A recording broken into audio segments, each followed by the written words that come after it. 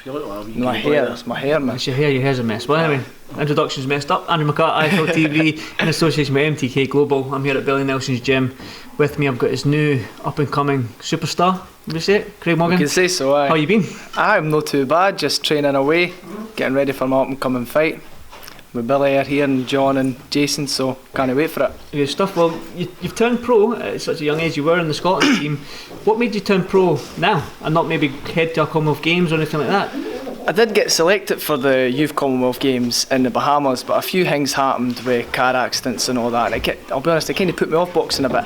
But I've came back with a new lease of life. I didn't really want to talk about it. It's in the past now. Came back, signed with Billy, and I'm just looking to take my pro career further now.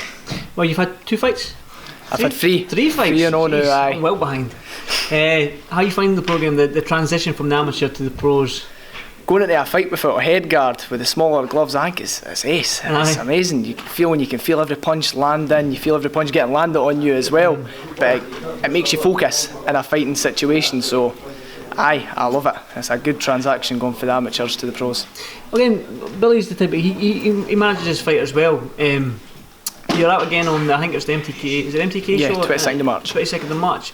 Are you looking just to push on and continue to keep maybe getting 4, 5, 6 fights this year? How many are you looking for?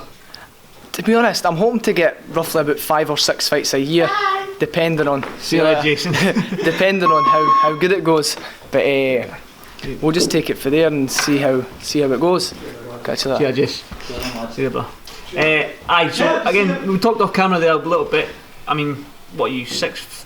You said 5'11"? I'm touching 6 foot, 5'11", 6 foot, and I'm weighing in at 9 stone 2.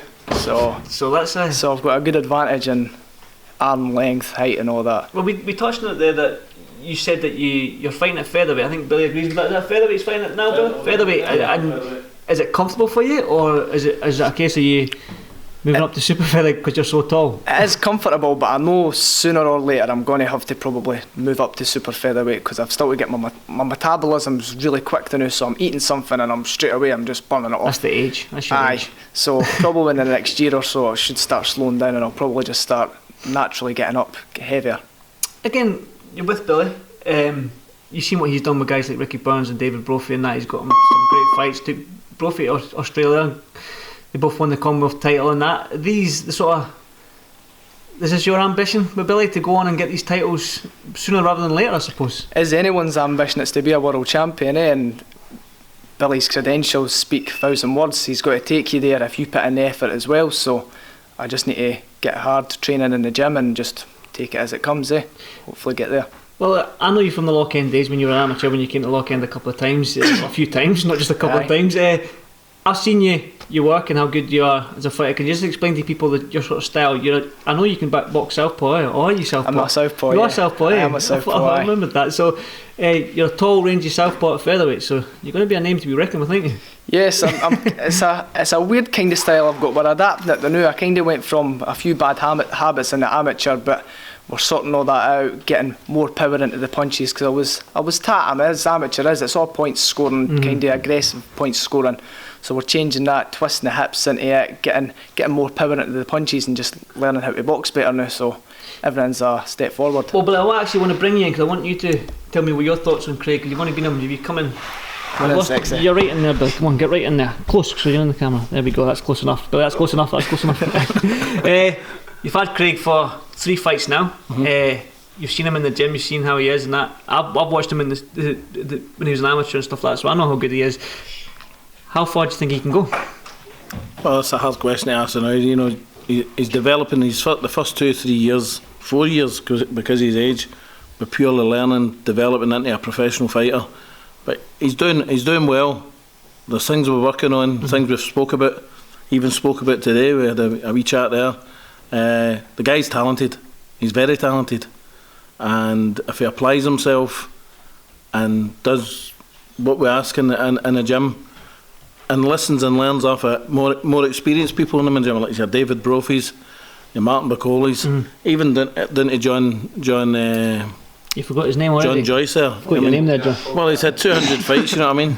He's had 200 fights, which is a massive experience, fought all around the world, as he has. You know, just getting wee snippets of information for these guys, and boxing's like a jigsaw, isn't it? So you start off with a middle piece and build a bigger picture until the picture's complete. And we're at the early stages with him, but this guy's he's got a talent, and if he doesn't win something decent, he'd be underachieving. Again, I talked to it off camera. He is tall, long, rangy. You said he's a featherweight, which is... Well, he's sitting at 9 stone 1 3/4 now. Do you think he can, how long do you think he can stick around? How old are you, Craig? 19. Well, his body will tell us. Yeah. His body will tell us. And sparring will tell us as well. If he starts to tire quickly during sparring, it's time to step up. But look at the frame. He's a big frame. He's a weird version of bloody Hearns, isn't he? Big, tall, skinny guy that can punch. And he's going to develop. He could go up to light welterweight potentially. He's got the height and he'll have the frame. That frame will get bigger and bigger as the years you come here interviewing him. I've noticed him getting taller. I'm pretty sure when he came down to the gym when he was an amateur, you were probably up to my chest, and now a wee baby, aye. We're both 6 foot. But he's not a baby now. He's starting to. What's really important now, he's got to forget about the amateur days. They're past tense now. He's a professional. He's turning into a man. He's developing all the time in here, and he's getting better. And that's the most important thing.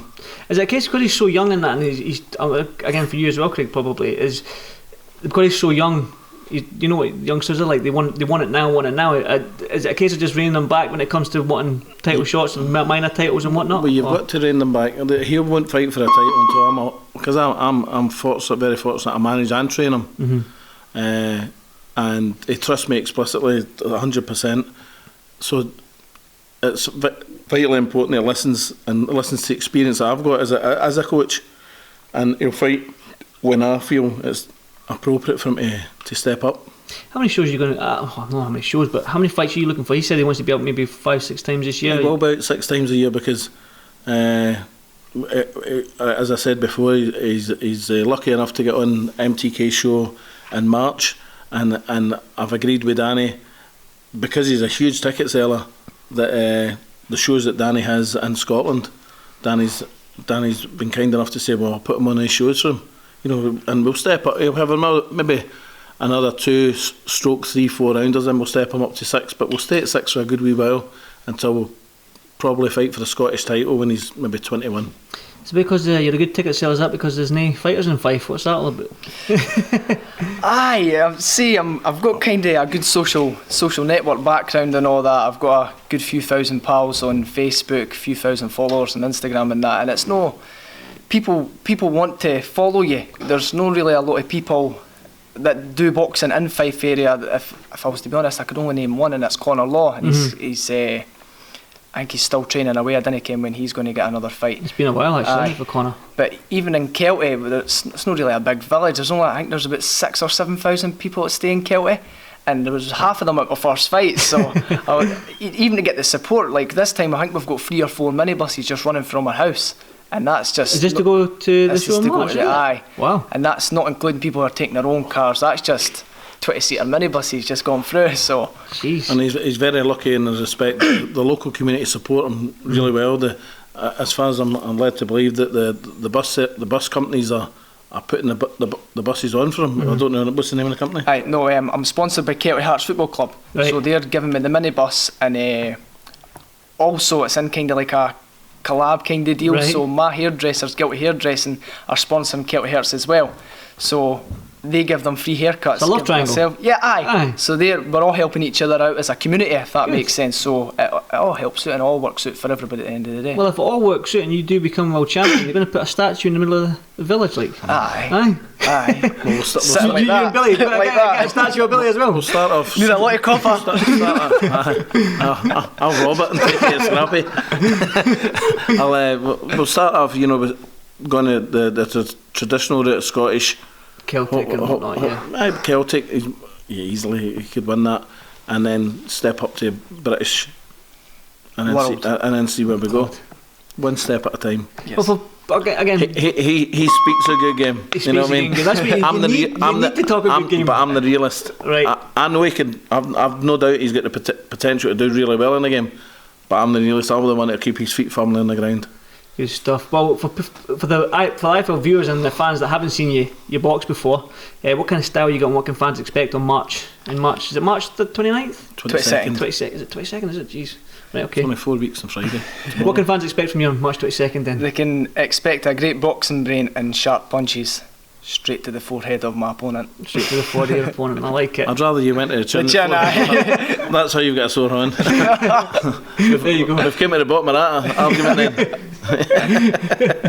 Right, guys, again, I appreciate this, Billy. As always a pleasure talking to you, and thanks for inviting me to the gym. Craig, look forward to you fighting on March 22nd. I'll be there, so Perfect. I'll have the camera in front of your face again. But good seeing you again, and thanks for this IFL TV.